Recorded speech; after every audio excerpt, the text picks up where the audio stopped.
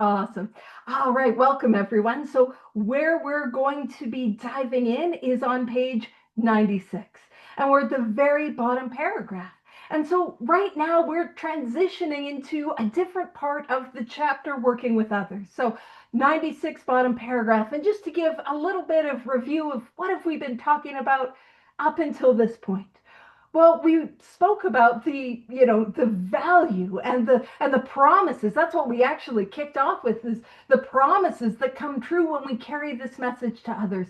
And then we were given very clear direction on how to find somebody to work with, and then how to begin to carry this message to others. And we were going through the what do I do? How do I carry this message? And some of you who were here last week, I would speak about how it operates so much like a flow chart. If this, then this. If that, do this.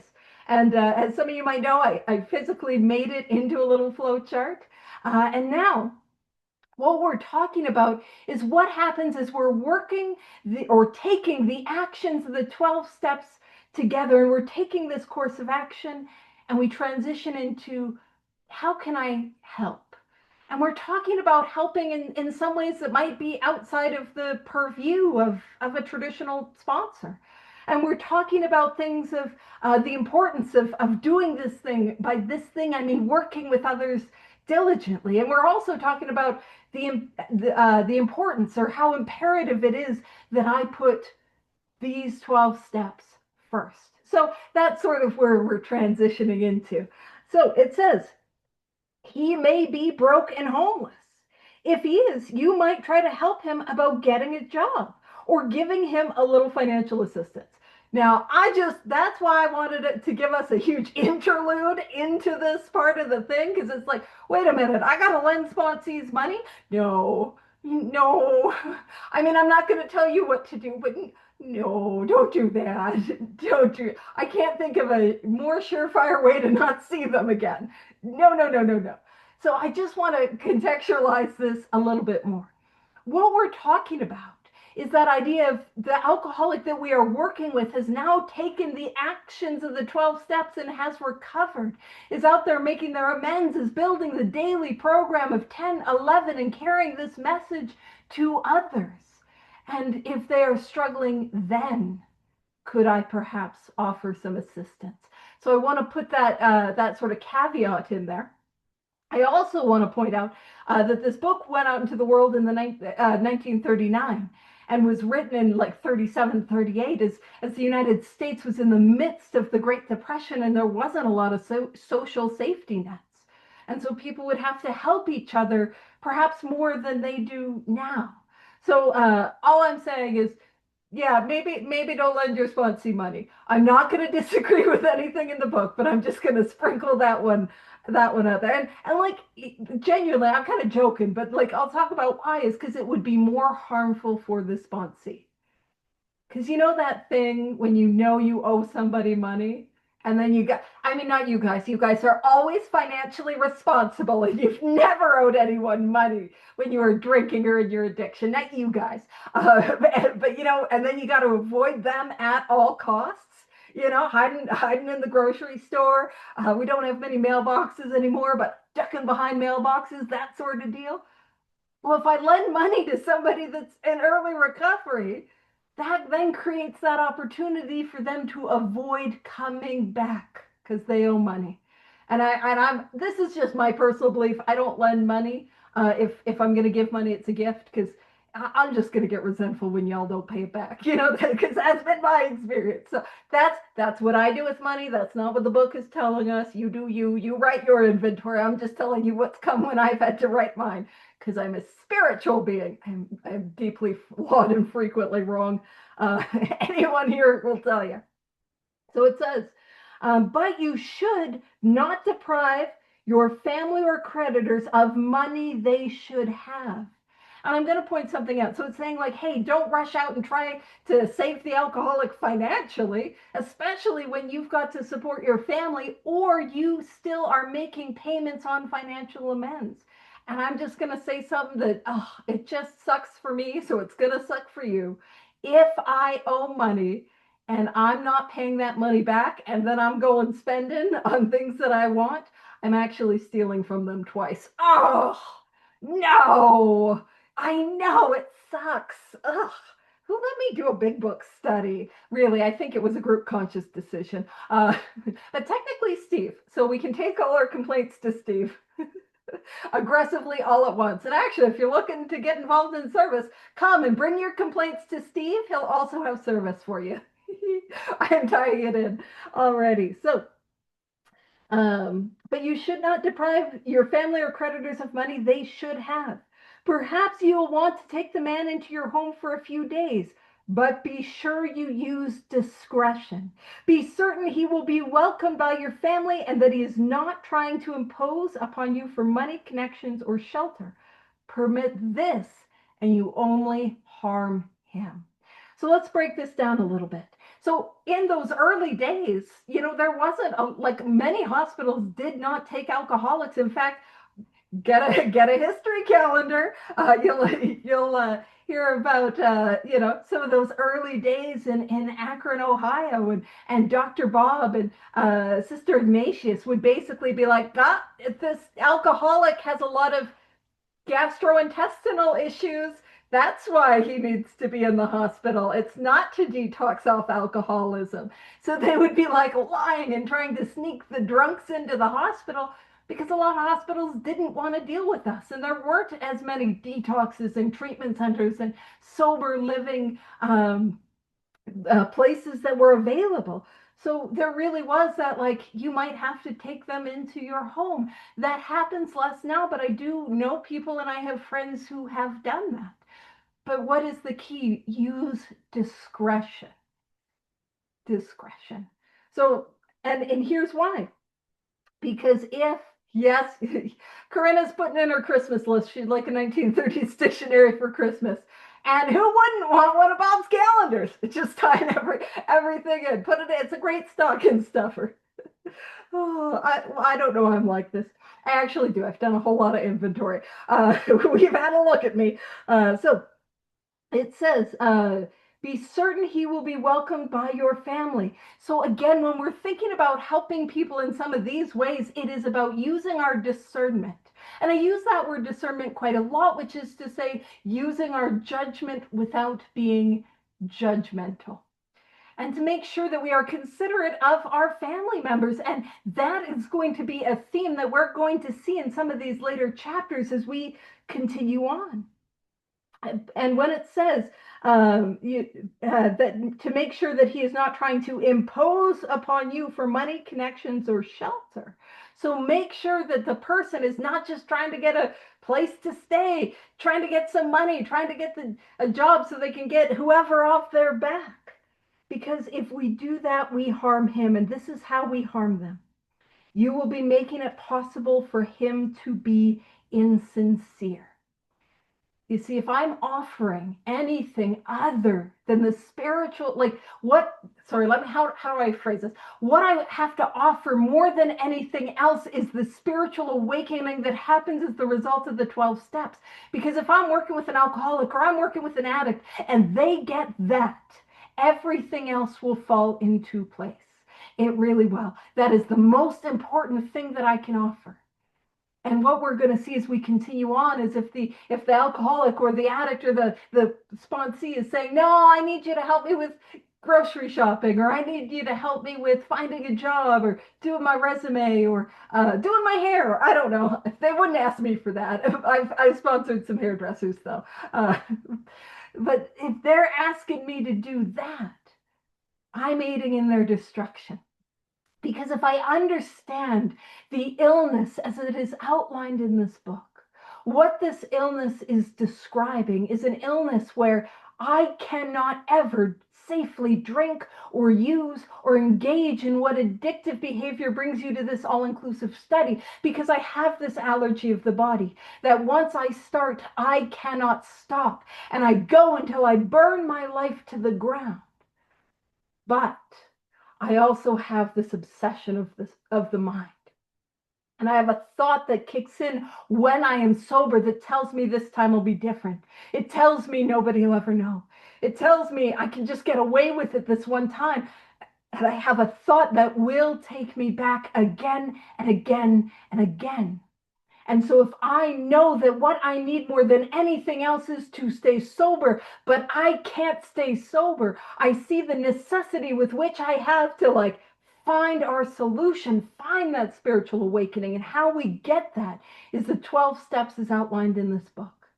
And it creates a sense of urgency. You see, when I understand step one, I understand it's not a matter of if I relapse, but when I relapse. Like it's going to happen, and I can't stop it from happening in and of my own power.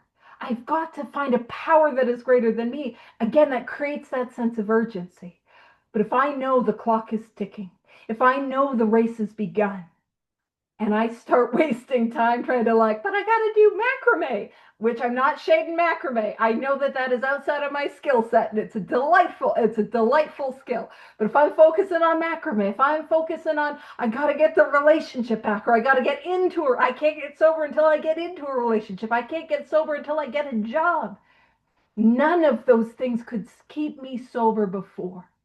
So why would they keep me sober now? Nothing less than a spiritual experience is that I grow and that I deepen and that I expand for the rest of my life is going to keep me sober.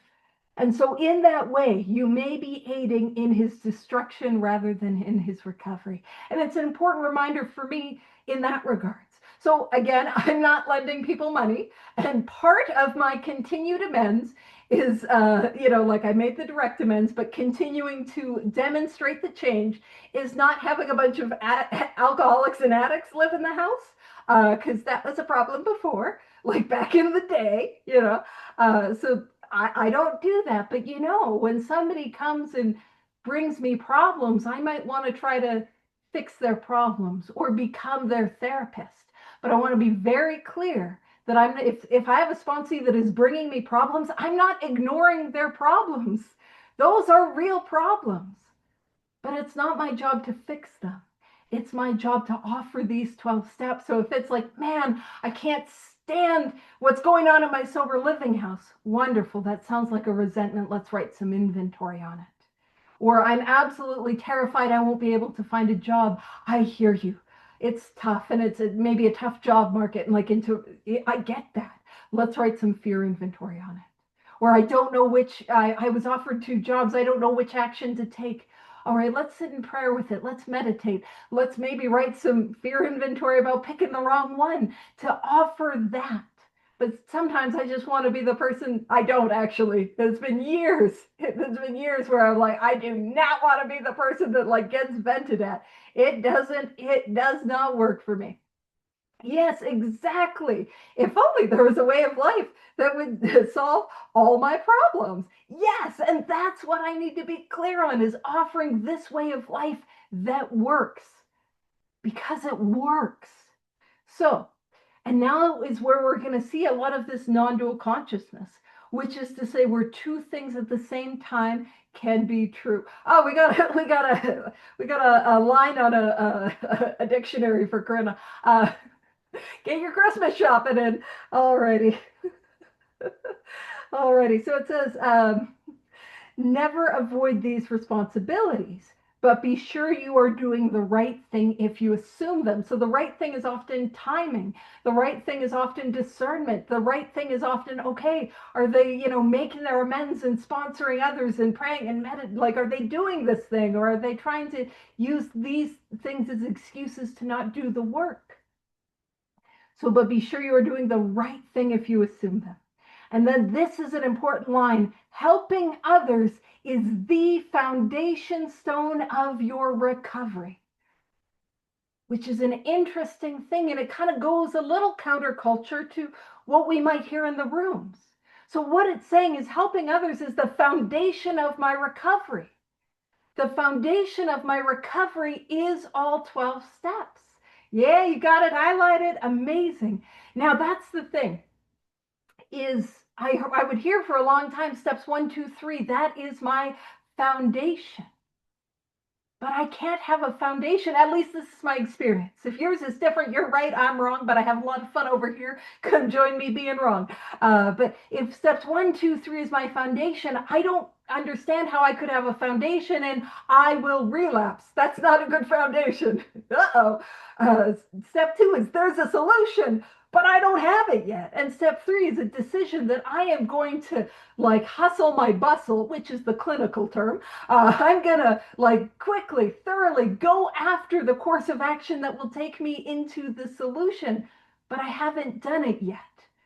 So my foundation in whatever 12-step fellowship I am a part of is all 12 steps, and I emphasize that for a number of reasons. One is if I don't have all 12 steps rocking and rolling, I don't have a foundation, which means that I'm in free fall. I don't have a ground. I'm in trouble. I'm up against that race. The race between me and the inevitable relapse. If I have this illness, if I don't have this illness, it's not a race.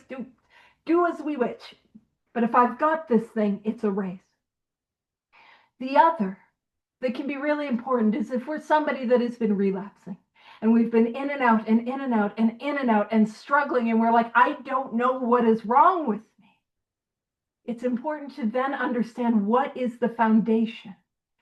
You see, if I'm relapsing, I'm just relapsing because that's what I'm going to do if I have this illness. If I am an alcoholic, I will relapse. If I am an addict, I will relapse. If I have the illnesses outlined in this book, I will continue to relapse unless I have a spiritual experience. And so when I see that my foundation has to be all 12 steps, it helps me move with impetus, with urgency, with thoroughness, to get to that place of that solution, which allows me to be safe and protected. Now I gotta maintain that foundation. I gotta keep that thing going. But that's what we're talking about. That is the foundation. So helping others is the foundation stone of your recovery. This 12-step work, carrying this message, is the foundation. I've got to have all 12 steps rocking and rolling. So it says, a kindly act once in a while isn't enough. Oh no, this is going to be intensive. I was hoping I could do a kindly act once in a while, that would be good enough. And this is one of the things that I find just a really powerful sentence. You have to act the good Samaritan every day if need be. And there's a couple things I'm gonna, yeah, Corinna's got it. Oh man, every day to be of service to others every day. Now, I've shared with you guys a little bit about how I work with people and how I like to sponsor others, following the direction that in this book, but also with the intensity that I do. Is when I'm working with somebody, I want to meet them every single day. And I want to work with them for at least an hour. If they'll sit longer, I'll go for longer. At least an hour, hopefully 2 or more, to get through the book line by line and get through the work together, shoulder to shoulder, to get through this work. And I go every day. Or I try to go every day, or just about every day. I know stuff comes up. But why I like to work with people in that way is a couplefold. One is because I found it effective. And I want to be very clear. I am talking about my experience.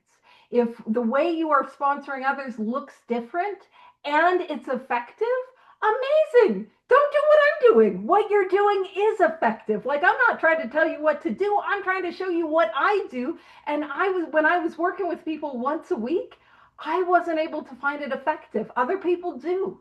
But I wasn't having people that were getting through the work, that were staying sober. It just wasn't working. And I felt in my heart this need to go faster, to move quicker, to do this thing. And when I did and started working with people in that way, they started to get sober and stay sober. But also why I'm a line by line girl, a line by line girly, which is the technical term. Line by line girly, woo! Part of why I love going through the book with others in that way is because a lot of times I will have people who have asked me for help, who have gone through a set of steps, but they don't feel comfortable sponsoring others. And what I have found is when I take people through line by line, it helps them to have that experience, matching our experience with what's in the book, and that helps them feel more comfortable in sponsoring. And there are times where I'm working with somebody and I know that we can't make it the week to get through, reading the through line by line, and we've got to move quicker than that. And it's for me, it's always about, am I being effective in what I'm doing? And if I'm not being effective, I can then look to change to see how I can be more effective. And so for me, that daily line by line, let's go, I found that effective, not just in people staying sober, but effective in their ability and feeling capable, not all the way capable, but feeling more capable of sponsoring others. I say that because, like, typically when I work with people, it's like, oh no, I couldn't possibly. Absolutely. We are now at the very top of page 97. We are in that first full paragraph. And I've gone on a bit of a tangent, but don't worry, I'm bringing it back around before I go back on a Good Samaritan story tangent. That's where we're at. Oh, I'm so sorry. So that idea that, like, my responsibility isn't just to take somebody through the 12 steps so they have a spiritual awakening. It is to do so that they can take others through the 12 steps so they can have a spiritual awakening, and so on and so forth. And I feel like that is my responsibility to others. And then what's interesting is the story of the Good Samaritan. I believe it does come from the Bible, but it would have been one of those parables that was kind of more in consciousness in the 1930s. People would have heard about that or become more familiar with that. And what's an interesting thing about the story of the Good Samaritan is there was an individual, and he got injured, and he's on the side of the road, and there are the people that were his people that would walk by, and oh, sucks to be you, buddy, hope you get out okay, you know what I mean, and didn't help him. Now, back in those ancient times, the Samaritans were the enemies of the Jewish people, and so they were bitter enemies, and who stopped and helped him was his enemy. And that enemy, in the story, it's not he just, like, was like, okay, cool, let me help you. There's I'm somebody who's really fun, as you guys can gather, and I like art. I like art. And when you see paintings of like the story of the Good Samaritan, what you'll see is there's like an intimacy.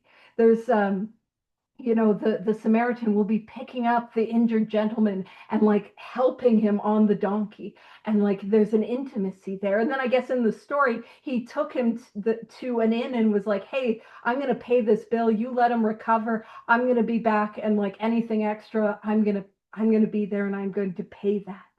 And for me, the story, the meaning, or the parable of that story for our purposes is twofold. The first is that, yeah, we are those who are least likely to help, right? Like, we are people who are kind of built as selfishness and self-centeredness abound, and, like, we are helping.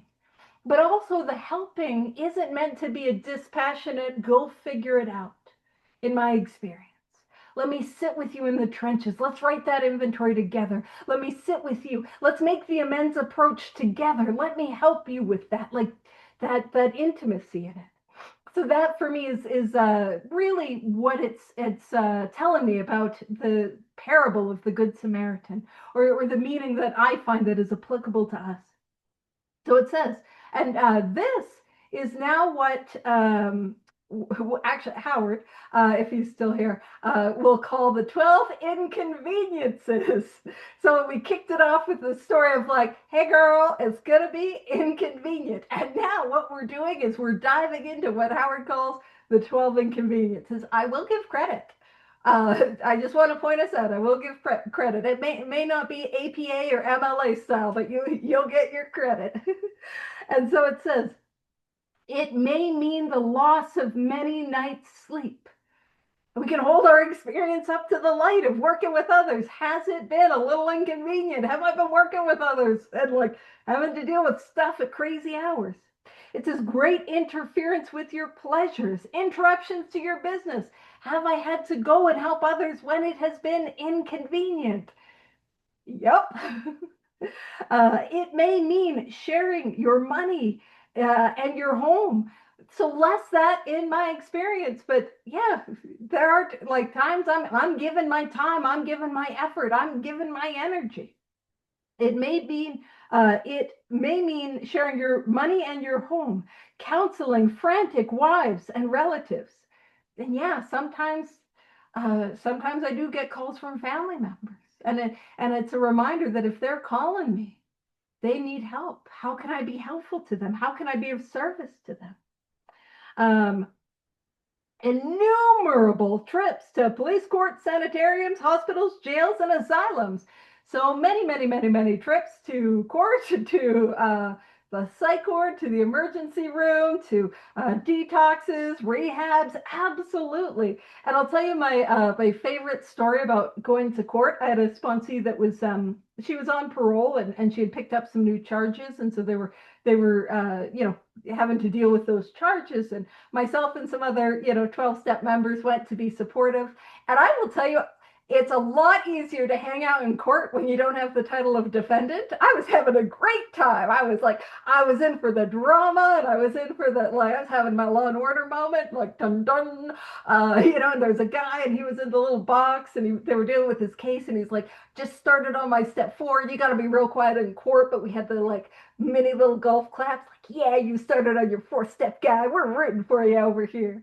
Uh, and then my sponsee, her thing was the last of the day. Now I will point out she was not having the same great time that I was having. Weird, having facing going back to prison, and so they start dealing with the thing, and they're like, who's all that behind you, like who's all those people that are there for you, and her lawyer's like, oh yeah, that's her sponsor. And the judge goes, oh, you're her sponsor? Explain one of the steps. Just in open court, like trying to take me to task. Now I did want to make the joke about step 9, which is, if you're not familiar, it is the judge doesn't care what step you're on. If you're in front of the judge, you're on step 9. But I thought better of it. I did make an Al-Anon joke with the judge, though. It landed. I just want you to know it was risky, but it landed. But instead, I thought it would be helpful to explain the first step, and why he probably saw people come in and out and in and out and could not stay sober based on the consequences, right? And so I explained the first step, and I rarely am like, oh, look at me, I'm so eloquent. Nope. But I will say, for in open court having to explain a step, I think I nailed it. I did all right on that one.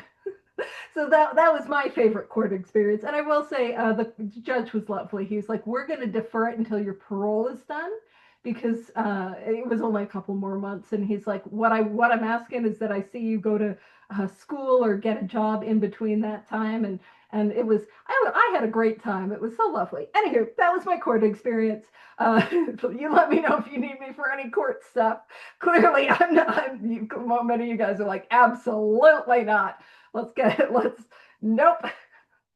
Alrighty, so your telephone may jangle at any time of the day or night. Absolutely. Yep, that will happen. Your wife may sometimes say she is neglected. Yeah, like I'm often working with other people, and I'm being told, like, hey, Paige, got to spend more time with family. Absolutely. Now, this happens much less. A drunk may smash the furniture in your home or burn a mattress. This, again, far less. You may have to fight with him if he is violent.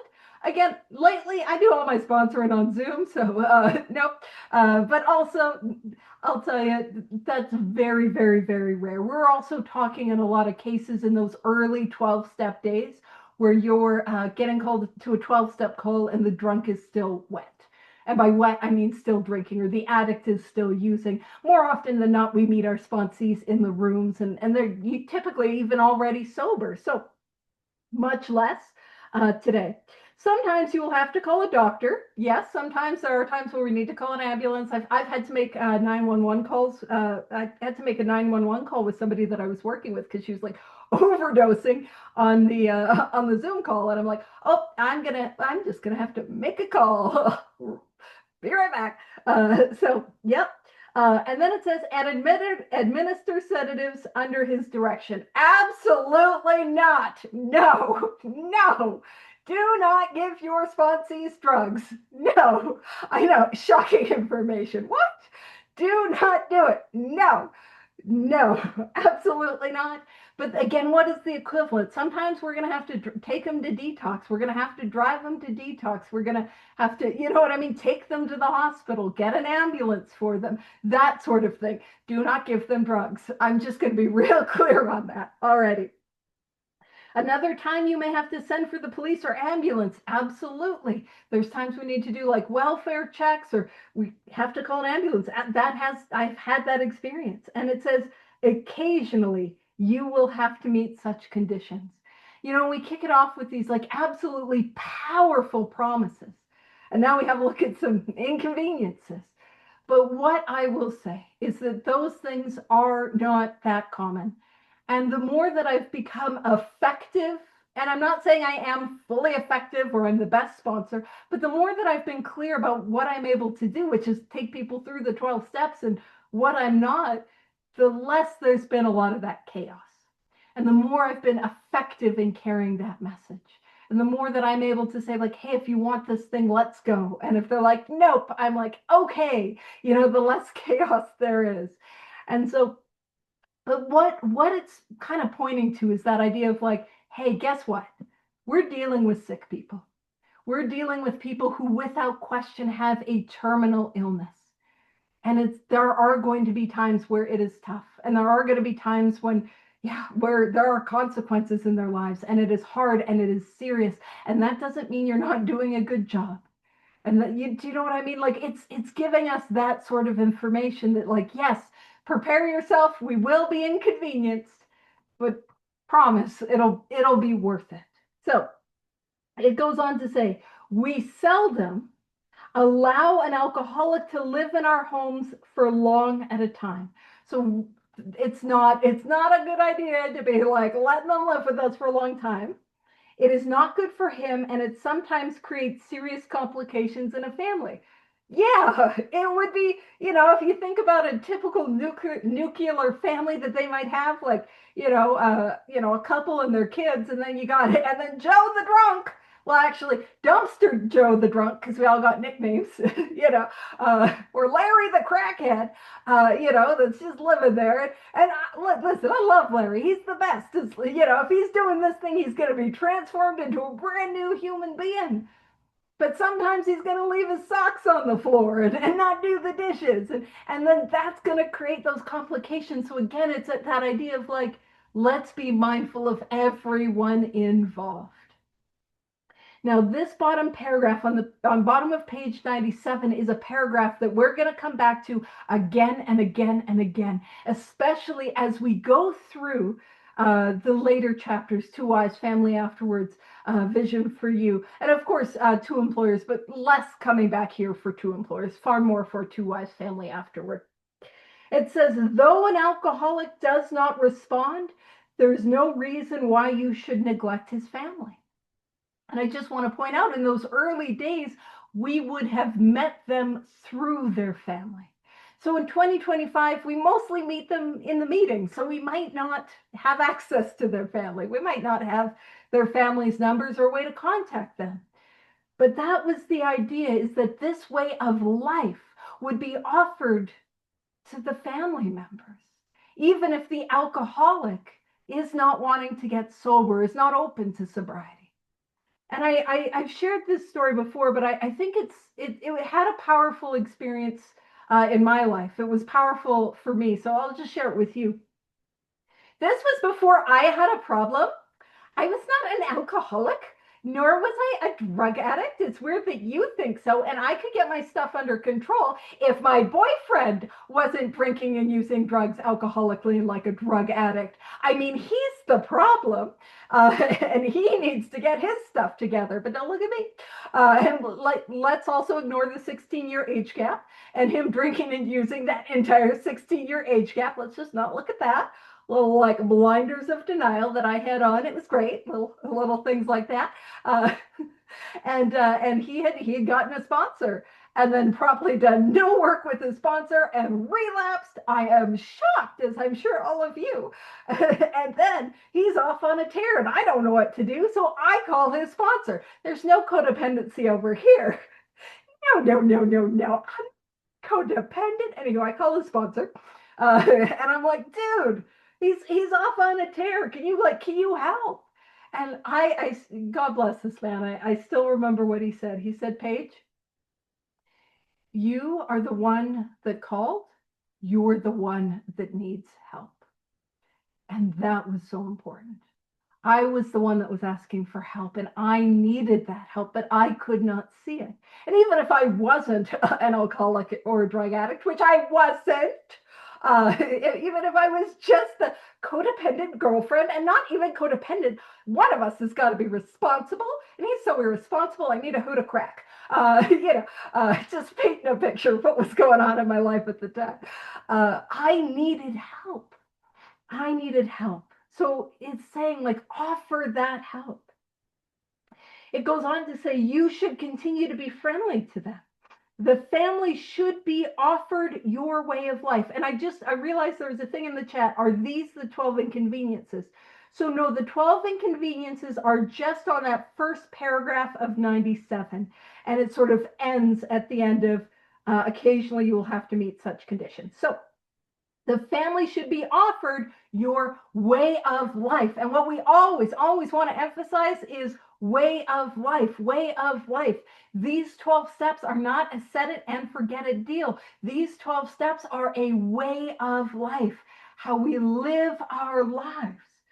And so should be offered your way of life. What is the way of life? These 12 steps.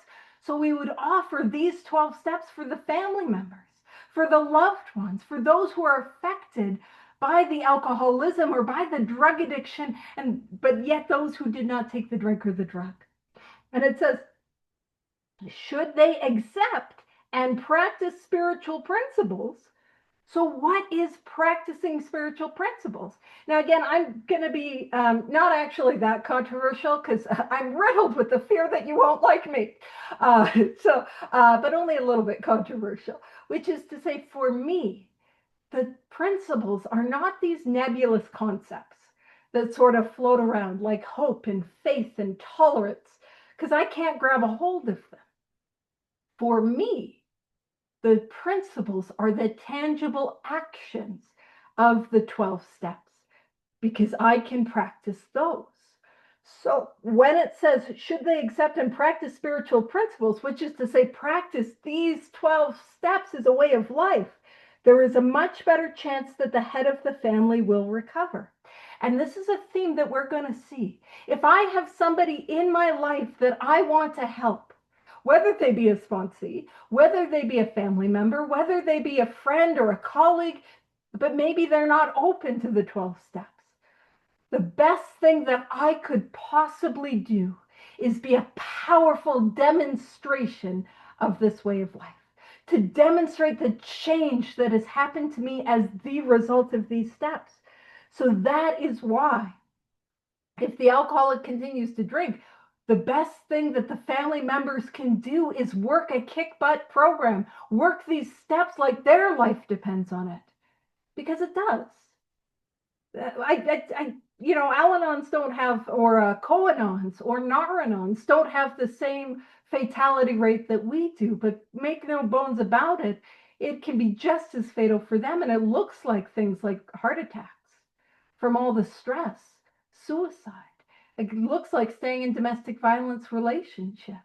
That's what it looks like. So there is an impetus for those who don't imbibe in alcohol and drugs to find relief as well. And so my demonstration of these 12 steps is the most powerful message that I could carry, especially for somebody who's not necessarily interested in the moment.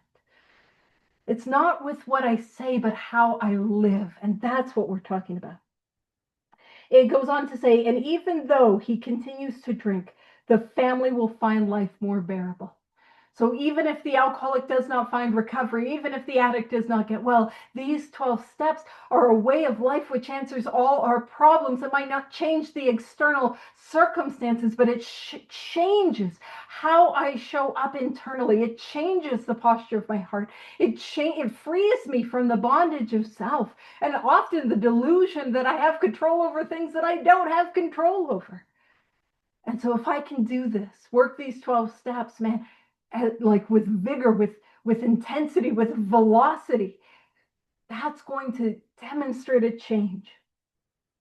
And it goes on to say, for the type of alcoholic who is able and willing to get well, little charity in the ordinary sense of the word is needed or wanted. So for those that are going to get well, there's not that need of like, fix me, save me. It is like, okay, I'm willing to do whatever it takes. That's what we're talking about. The men who cry for money and shelter before conquering alcohol are on the wrong track. Why?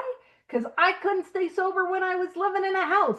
I couldn't stay sober when I was homeless. You'd be surprised that me living under the bridge. I actually don't talk about this too much, but yeah, I was homeless, and it as well didn't help. And then when I was housed, didn't help. Then when I moved to the crack house in Lethbridge, didn't help. It's wild. It's like wherever I would go, there I was, and I would just find what I was looking for. You know what I'm saying? It does not help.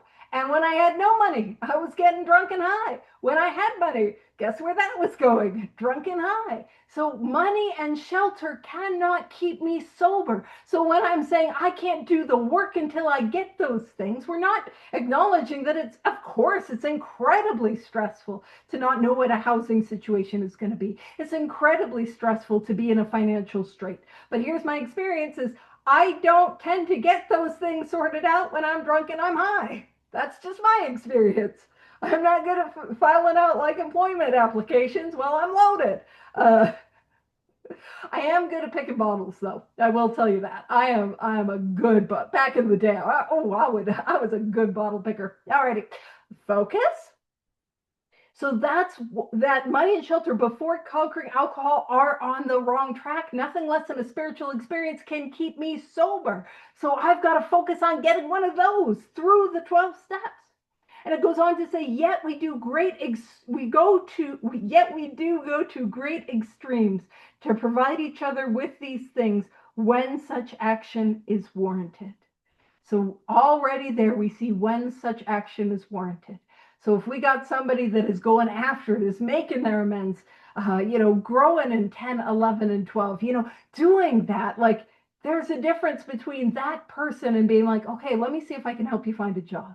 Or let me have a look at housing stuff. I don't know.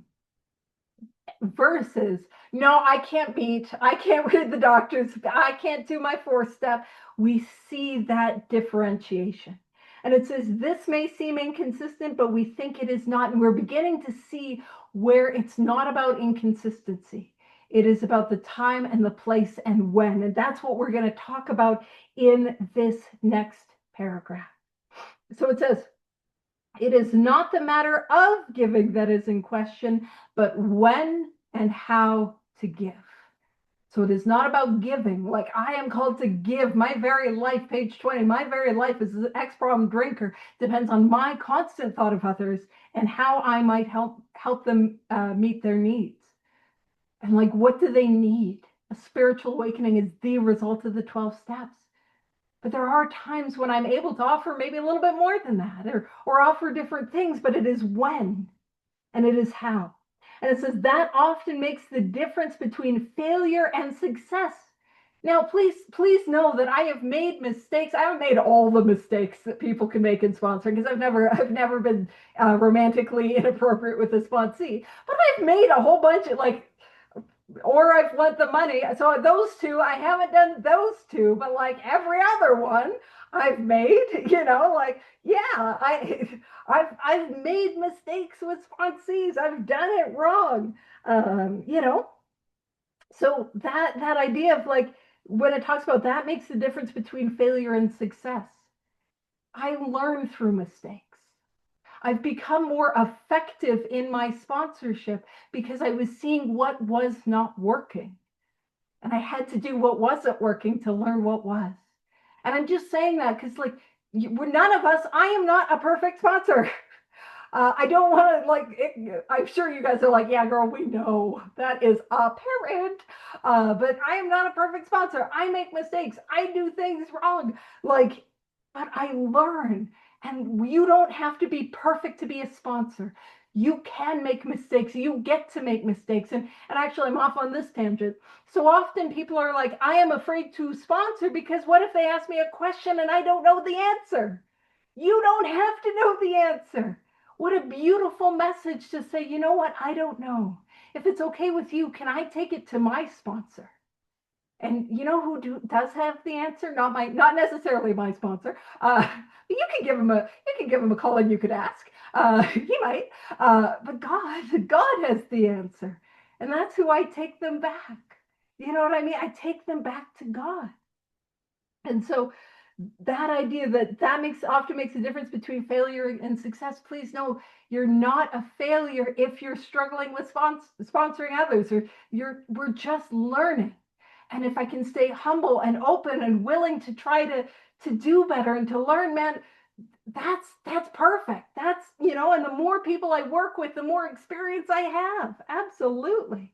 Oh, and we got stuff in the chat. Hold on.